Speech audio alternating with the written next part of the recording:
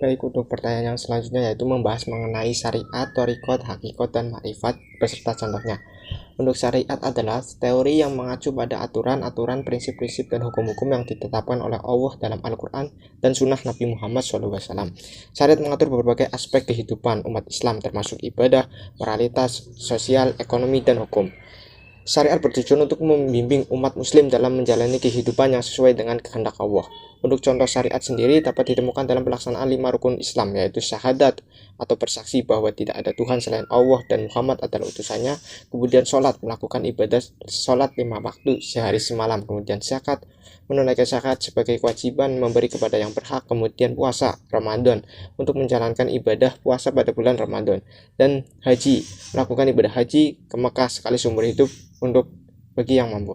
Kemudian yang kedua yaitu thariqat. Thariqat adalah praktek dalam Islam yang merujuk pada jalur atau jalan spiritual yang diikuti oleh seorang sufi untuk mencapai tujuan kehidupan spiritual, yaitu mendekatkan diri kepada Allah. Thariqat memiliki metode dan praktik-praktik khusus yang diajarkan oleh seorang guru spiritual atau yang kita kenal yaitu mursyid kepada murid-muridnya. Tujuan utama dari thariqat adalah mencapai pengetahuan dan pemahaman yang mendalam tentang Allah serta mencapai kesatuan dengannya. Untuk contoh thariqat dalam Islam adalah thariqat Naqsyabandiyah, Qadiriyah, Rafaiyah, dan banyak lagi. Setiap thariqat memiliki rangkaian praktik-praktik spiritual seperti zikir, meditasi, dan pengabdian yang berbeda. Kemudian hakikat. Hakikat adalah amalan batin yang mengacu pada kebenaran atau hakikat yang mendasar di balik realistis yang tampak. Hakikat menekankan bahwa di balik dunia fisik dan fenomena yang terlihat terdapat dimensi spiritual yang lebih dalam dan hakiki. Hakikat berhubungan dengan pencarian dan pemahaman akan keberadaan Allah serta esensi sejati dari kehidupan manusia. Kemudian untuk contoh hakikat dalam konteks sufi adalah pemahaman bahwa semua ciptaan adalah manifestasi dari keberadaan Allah dan bahwa manusia sejatinya adalah cerminan dari Tuhan.